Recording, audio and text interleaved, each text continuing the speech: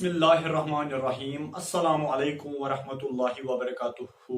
My dear students, एक chapter class 10th के regarding अगर हम उनके बारे में बात करें बेटे, एक चैप्टर की शुरुआत हमने की थी जिस चैप्टर का नाम है कंट्रोल एंड कोऑर्डिनेशन।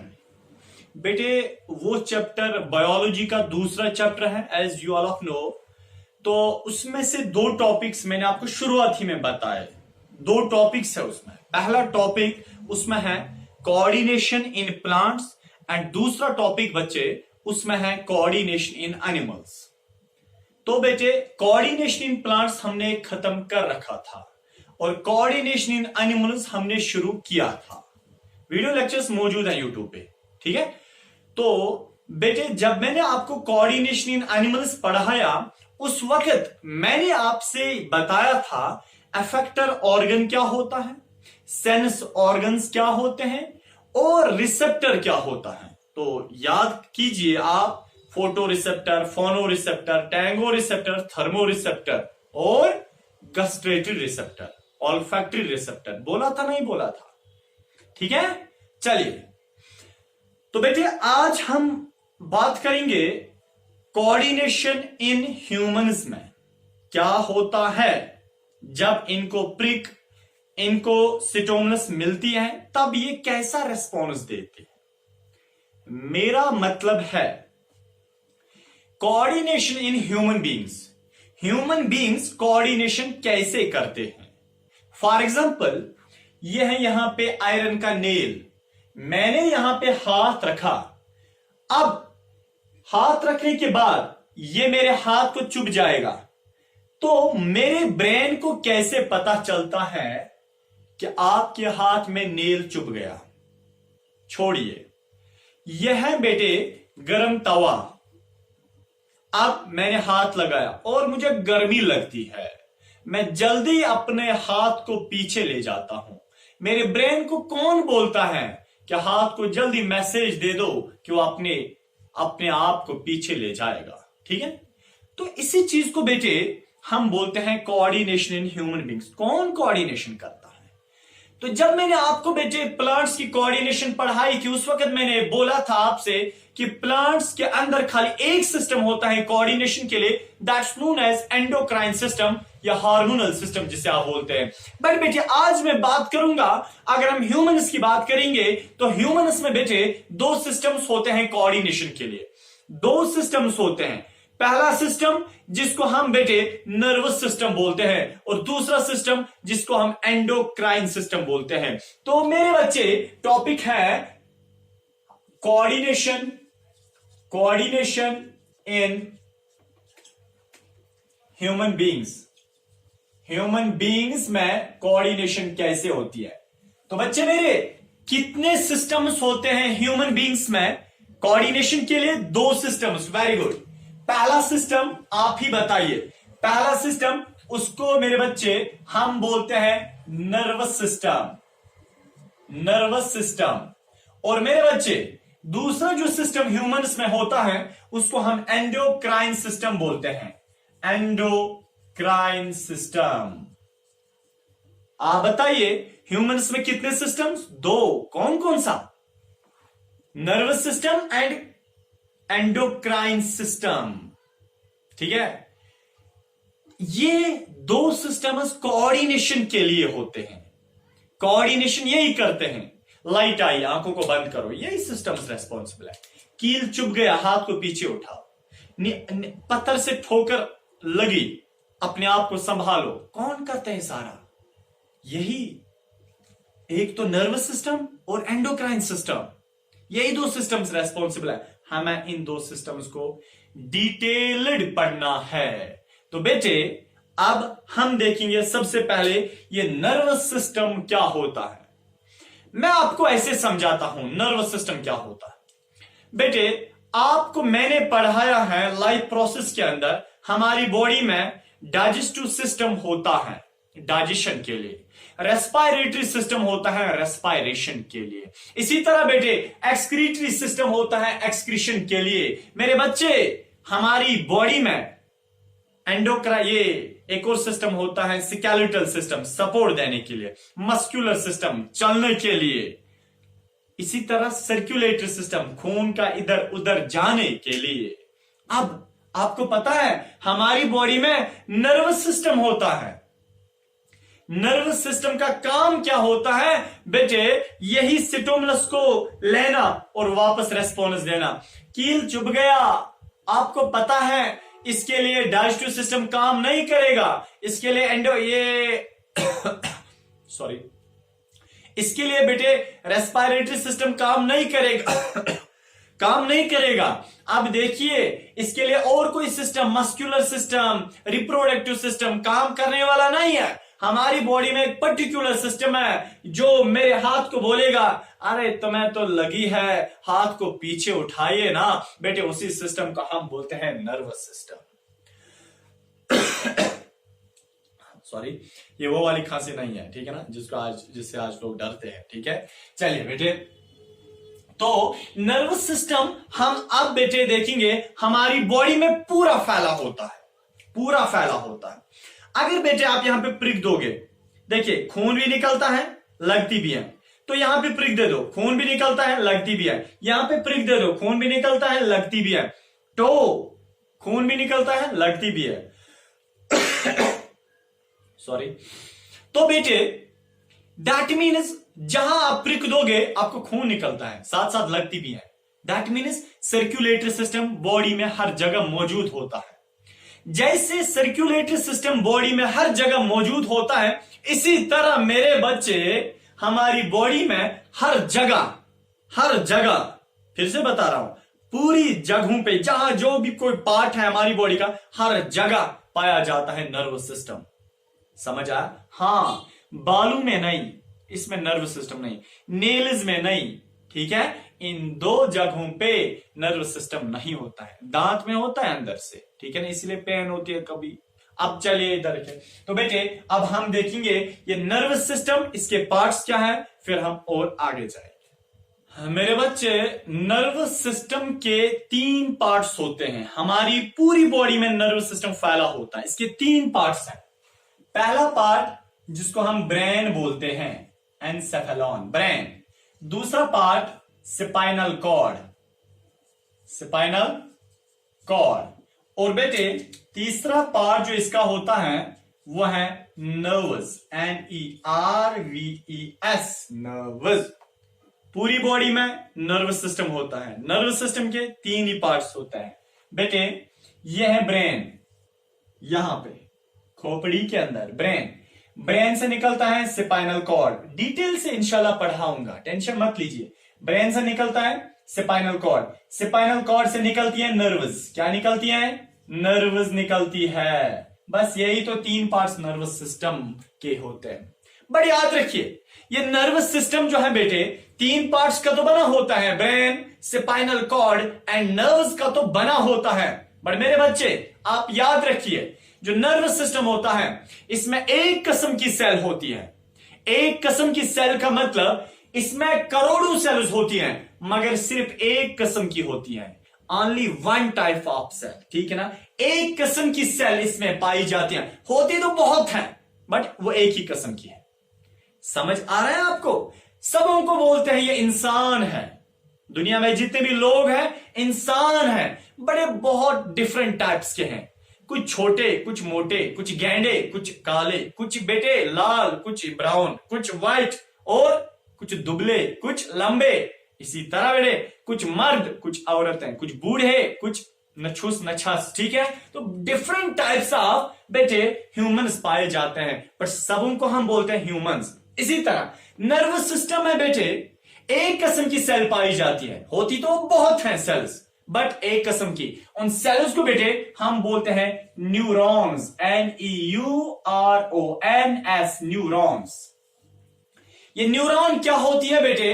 आपने इस न्यूरॉन को पढ़ा होगा क्लास 9th बायो का चैप्टर नंबर 2 टिश्यू, उसका टॉपिक नंबर 2 एनिमल टिश्यू, उसका सब टॉपिक नंबर 4 आपने वहां पे नर्वस टिश्यू पढ़ा होगा। दैट मीन्स बेटे न्यूरॉन एक सेल होती है, ये एक सेल होती है, ये एक सेल होती है जो नर्वस सिस्टम में पाई जाती है। हाँ, नर्वस सिस्टम में करोड़ों सेल्स होती है, बट सिर्फ उनको हम न्यूरॉन्स बोलते हैं। वो एक जैसी होती है, वो एक जैसी होती है। अब हम बेटे इस एक न्यूरॉन का स्ट्रक्चर देखेंगे, इस न्यूरॉन का स्ट्रक्चर देखेंगे, ये न्यूरॉन सेल होती कैसी है, उसके बाद हम ब्रेन को, स्पाइनल कॉर्ड को, नर्वस को पढ़ सकते हैं। समझ आया बच्चे? अगर हम बात करेंगे बेटे अपने ब्रेन की, हमारे ब्रेन में अप्रोक्सीमेटली 100 बिलियन न्यूरॉन्स होती है। 100 बिलियन न्यूरॉन्स हमारे खाली ब्रेन में होती है। फिर स्पाइनल कॉर्ड में कितनी और नर्वस में कितनी होंगी? याद रखिए, जब ये न्यूरॉन छोटी होती हैं, जब ये इमैच्योर होती हैं, उस वक्त ये डिवाइड कर सकती हैं, ये दूसरी न्यूरॉन बना सकती है। बट बेटे जो ही एक न्यूरॉन मैच्योर होती है, जो ही एक न्यूरॉन बड़ी होती है, फिर उसमें पावर ऑफ डिवीजन लॉस्ट होता है, लॉस्ट फॉर एवर, हमेशा के लिए वो फिर डिवाइड नहीं कर पाती है। टोटीपोटेंसी की जो टेंडेंसी है वो उसको लॉस कर पाती है। अब हम देखेंगे बेटे इस एक न्यूरॉन सेल का स्ट्रक्चर कैसा होता है। दो नाउ वी कैन से, आप इसकी ओर मत देखिए, आप पहले मेरी बात सुनिए। हम आप कह सकते हैं कि नर्वस सिस्टम का बेसिक बिल्डिंग ब्लॉक कौन सा है? एक न्यूरॉन, क्योंकि न्यूरॉन से ही बनता है बेटे पूरा नर्वस सिस्टम। जैसे बेटे किडनी के अंदर छोटे ट्यूब्यूल्स होते हैं, उनको हम क्या बोलते हैं? नेफ्रॉन्स। नेफ्रॉन्स किडनी में, और न्यूरॉन्स होते हैं बेटे नर्वस सिस्टम में। समझ आ रहा है आपको? बेटे न्यूरॉन का एक स्ट्रक्चर ऐसा होता है। अब जो सेल हमारे बेटे नर्वस सिस्टम में होती है जिसे आप न्यूरॉन बोलते हैं, वो न्यूरॉन ऐसा होता है। ये न्यूरॉन सेल है बेटे, एक सेल हमारी बॉडी की क्या है, यानी कि लंबी सेल होती है। ये हमारी बॉडी की सबसे बड़ी सेल होती है, largest cell of our body बेटे, ये होती है न्यूरॉन। समझ आया? क्लास 8 में सेल के चैप्टर में वहां पे आपने पढ़ा होगा। क्लास 9th में अभी मैंने रेफरेंस दी कहां पे, और क्लास 8 में पेज नंबर 203 पे स्टार्ट होता है वो चैप्टर सेल, वहां पे आप देख सकते हैं। और ये है क्लास 10th में, फिर से आपका साथ छोड़ने वाला है नहीं है।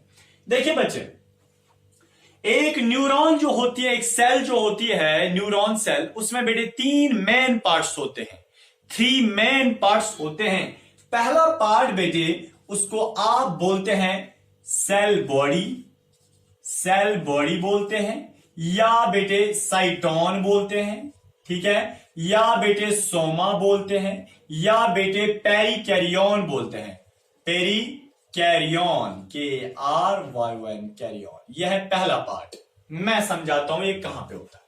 और बेटे इसका दूसरा पार्ट न्यूरॉन का वो होता है डेंड्राइट्स, DENDRITES, डेंड्राइट्स चाहे आप बोलेंगे बेटे मेरे, या डेंड्रॉन बोलो, DENDRON, डेंड्रॉन, या बेटे इसका तीसरा नाम है न्यूराइट्स, ठीक है ना, NEURITIS,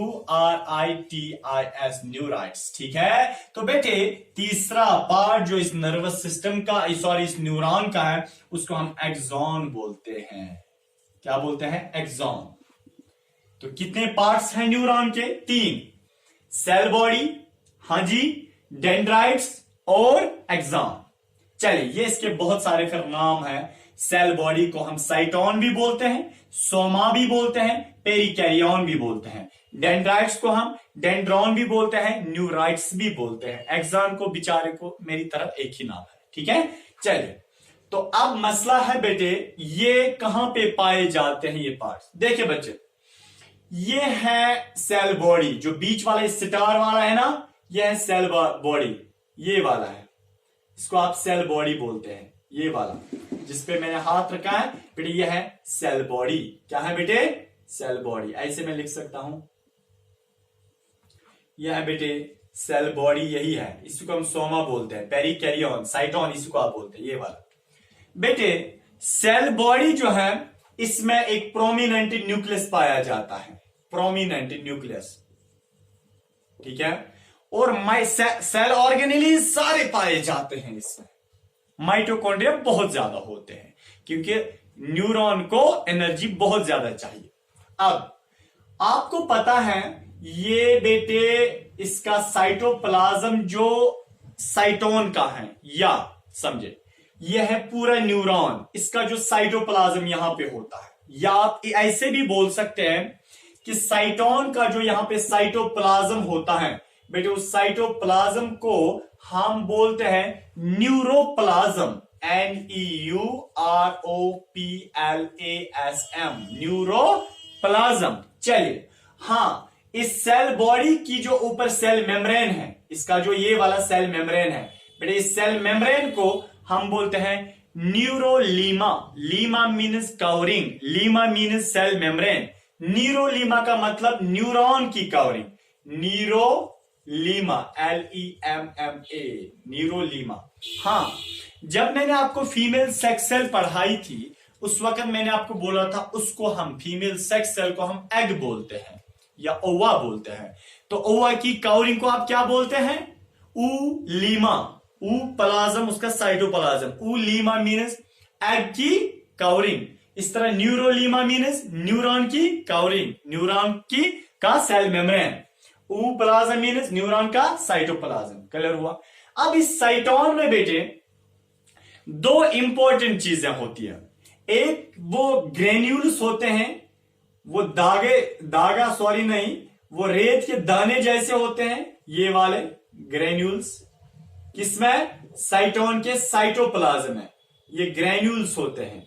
इन ग्रेन्यूल्स को बेटे आप निसलस ग्रेन्यूल्स बोलते हैं, NISSLS, निसलस ग्रेन्यूल्स आप इनको बोलते हैं। आपको पता है बेटे, once this question was asked in entrance, I think in JKCET, तो बेटे निसल्स ग्रेन्यूल्स किस चीज के बने होते हैं?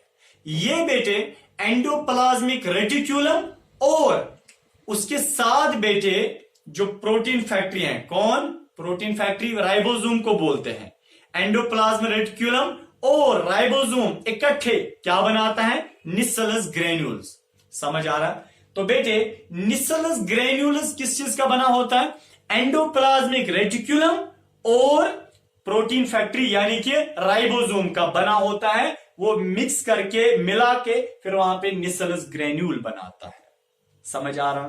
चलो, तो एक चीज इसमें साइटोप्लाज्म में इंपॉर्टेंट वो ये होती है जिसको हम बोलते हैं निसल्स ग्रेन्यूल्स। और बेटे दूसरी चीज जो यहां इस साइटोप्लाज्म में या इस न्यूरोप्लाज्म में जो पाई जाती है बेटे, वो दूसरी चीज उसको हम बोलते हैं न्यूरोफिब्रिल्स। न्यूरोफिब्रिल्स वो ऐसे होते हैं, वो धागा जैसा होता है, ऐसे होता है न्यूरोफिब्रिल।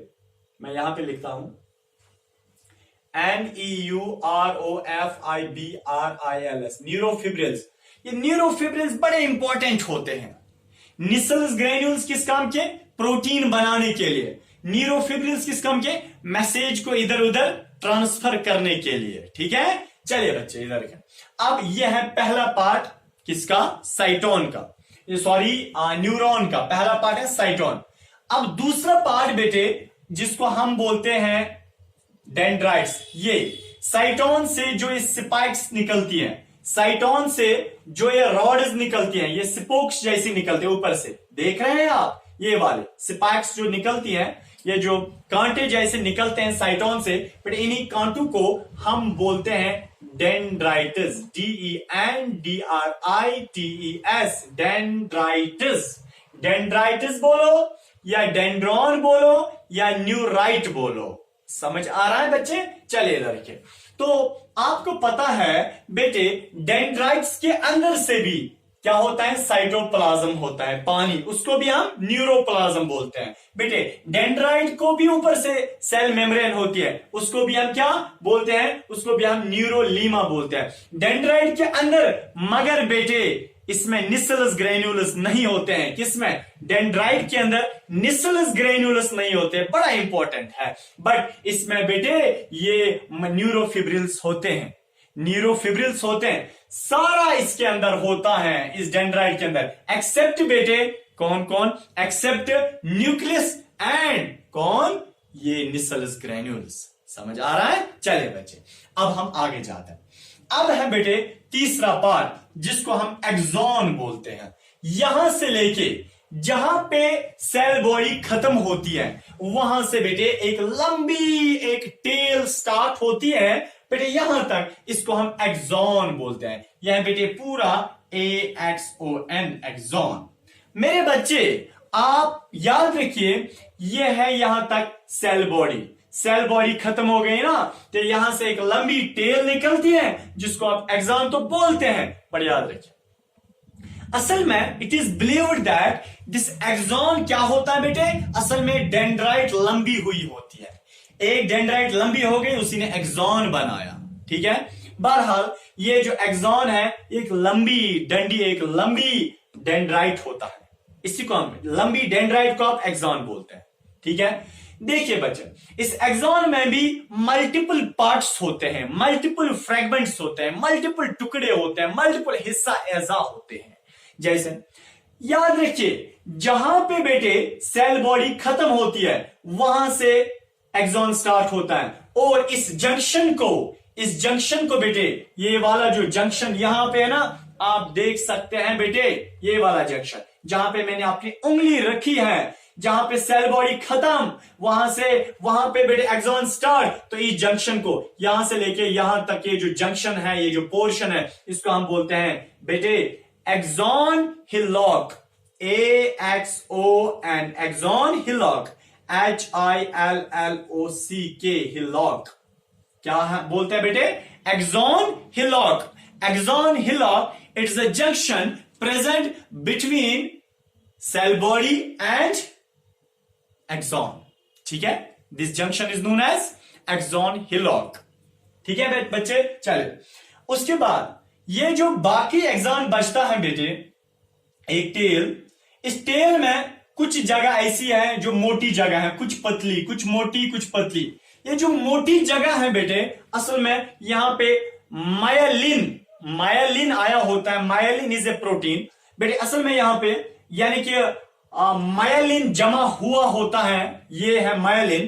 ठीक है ना, ये आप ऐसे याद रख सकते हैं, मायलिन एक फाइबर होता है, आप याद रख सकते हैं फाइबर, मायलिन एक फाइबर होता है बेटे। यहां पे मायलिन जमा होता है, एक्सॉन के ऊपर से कुछ जगह ऐसी हैं जहां पे मायलिन चढ़ा होता है बेटे, इस जगह को हम बोलते हैं myelin sheath, MYELIN, myelin sheath, SHEATH sheath. इसको हम क्या बोलते हैं? मायलिन शीथ, मायलिन शीथ, तीसरा मायलिन शीथ, चौथा मायलिन शीथ, है ना बेटे। बट जिस जगह में मायलिन शीथ नहीं होता है, ये जगह है ना खाली, इसमें मायलिन शीथ नहीं है बेटे, इस जगह को आप बोलते हैं node of Ranveer. Node of Ranveer, NOD, node of Ranveer, RANVIER, Ranveer. ठीक है, इसको हम बेटे नोड ऑफ रणवीर बोलते हैं। ये रणवीर कपूर ने इसको डिस्कवर नहीं किया था बेटे, बल्कि इसको हम क्या बोलते हैं? Node of Ranveer. ये दो मायलिन शीट्स के बीच में एक गैप, एक स्लिट होता है, उसको हम नोड ऑफ रणवीर बोलते हैं। नेक्स्ट पॉइंट, जो एक्सॉन होता है इसमें बेटे एक स्पेशल टाइप ऑफ सेल्स होती है। सर न्यूरॉन खुद एक सेल है, क्या इस न्यूरॉन में भी सेल्स होती हैं? हाँ, सेल में भी सेल्स होती हैं बेटे।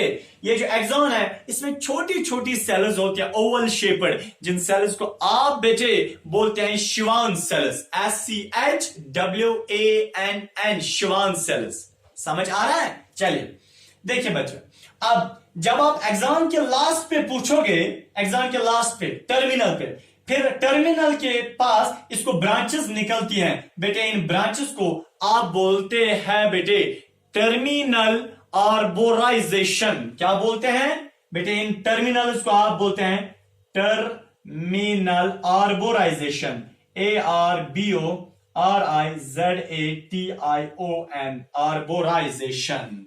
टर्मिनल आर्बोराइजेशन ये ब्रांच होती हैं जो एक्सॉन को लास्ट पे निकलती हैं, एट टर्मिनल निकलती हैं। मेरे बच्चे, जो टर्मिनल आर्बोराइजेशन है इनको भी लास्ट पे होता है एक बल्ब लाइक स्ट्रक्चर, एक डॉट जैसा इनको लास्ट पे होता है। बेटे इस डॉट को आप बोलते हैं साइनेप्टिक नॉब। क्या बोलते हैं? SYNAPTIC, synaptic knob, KNOB, knob. समझ आ रहा है मेरे बच्चे? चलिए, आपको पता है बेटे ये साइनेप्टिक नॉब एक न्यूरॉन का एंड होता है, इन्हीं को हम नर्व एंडिंग्स बोलते हैं। साइनेप्टिक नॉब को ही आप नर्व एंडिंग्स बोलते हैं, नर्व एंडिंग्स। ठीक है, तो बेटे कितने पार्ट्स हैं?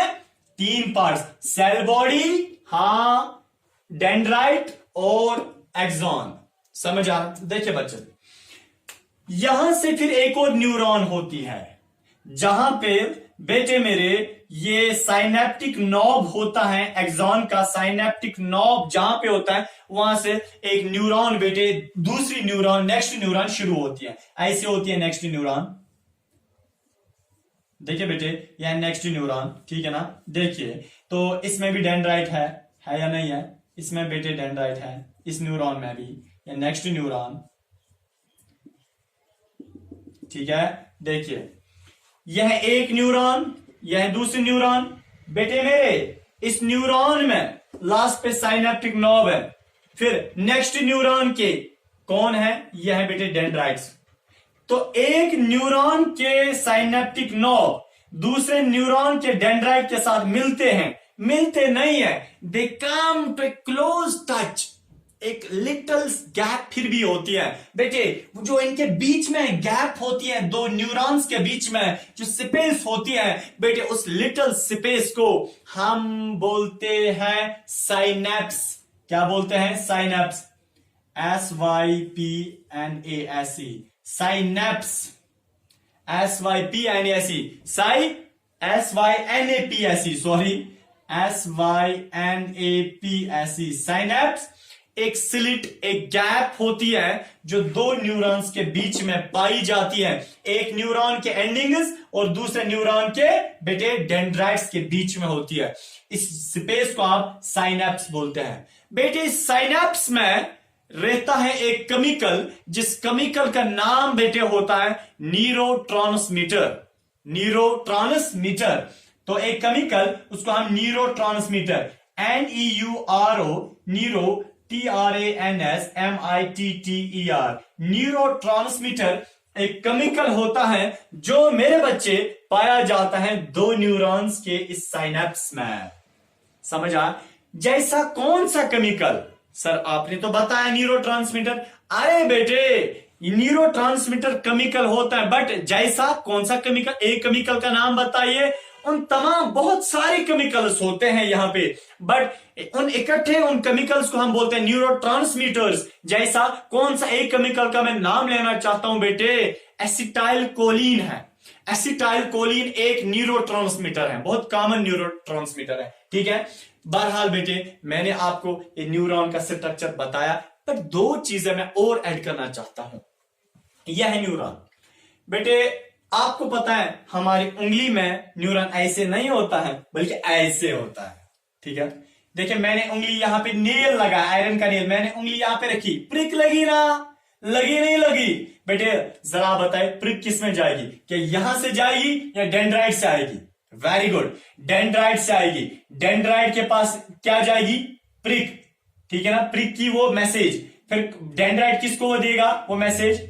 साइटोन को। Very good. साइटोन किसको देगा? एक्सॉन को। Very good. अब देखिए एक्सॉन बेटे किसको देगा? एक्सॉन किसको देगा बेटे? लास्ट पे साइनेप्टिक नॉब को। साइनेप्टिक नॉब किसको देगा? इस गैप में छोड़ेगा, इस गैप में छोड़ेगा, इस गैप में छोड़ेगा, इस गैप को आप साइनेप्स बोलते हैं। तो मैसेज आई किस में? गैप में, साइनेप्स में। बेटे साइनेप्स में केमिकल होता है, तो उस केमिकल को मैसेज मिली, जैसे न्यूरोट्रांसमीटर को मैसेज मिली। न्यूरोट्रांसमीटर मैसेज किसको फॉरवर्ड करता है? नेक्स्ट न्यूरॉन को। बट नेक्स्ट न्यूरॉन के किस वाले पार्ट को? डेंड्राइट को। वो डेंड्राइट किसको मैसेज देती है बेटे? हाँ, साइटोन को। साइटोन किसको देता है? एक्सॉन को। एक्सॉन किसको देता है? साइनेप्टिक नॉब को। साइनेप्टिक नॉब किसको देता है? न्यूरोट्रांसमीटर को। न्यूरोट्रांसमीटर किसको देता है? नेक्स्ट न्यूरॉन को। इसी तरह बेटे वो न्यूरॉन्स मैसेज लेते ब्रेन तक, ब्रेन फिर वापस देता है।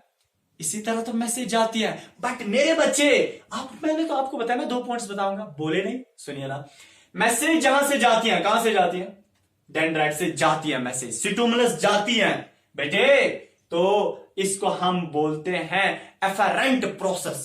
AFFARENT, efferent process. AFFARENT, efferent process क्या होता है? या एफेरेंट प्रोसेस क्या होता है? इधर लिखिए बेटे, जहां से मैसेज को रिसीव किया जाता है, सिटोमुलस को रिसीव किया जाता है, इसको आप बोलते हैं एफेरेंट प्रोसेस। मैसेज बाहर कहां से निकाली जाती है? इस एक्सॉन से, साइनेप्टिक नॉब से। जब मैसेज बाहर जाती है ना, वापस जाती है ना दूसरे न्यूरॉन को, बेटे इसको हम बोलते हैं efferent process. EFFARENT, efferent process. क्या बोलते हैं? Efferent process. इफेरेंट प्रोसेस होता है जब मैसेज वहां से बाहर चली जाती है। समझ आए? और बेटे यही न्यूरॉन कहां पे होता है? यही न्यूरॉन हमारे नर्वस सिस्टम में होता है, ब्रेन में होता है, स्पाइनल कॉर्ड में होता है, नर्व्स में यही न्यूरॉन होता है। अब हम इंशाल्लाह नेक्स्ट लेक्चर में बात करेंगे टाइप्स ऑफ न्यूरॉन्स के, कितने टाइप्स हैं इसके। ठीक है, तब तक के लिए मेरे बच्चे, अल्लाह हाफिज, अस्सलाम वालेकुम वरहमतुल्लाहि वबरकातुहू।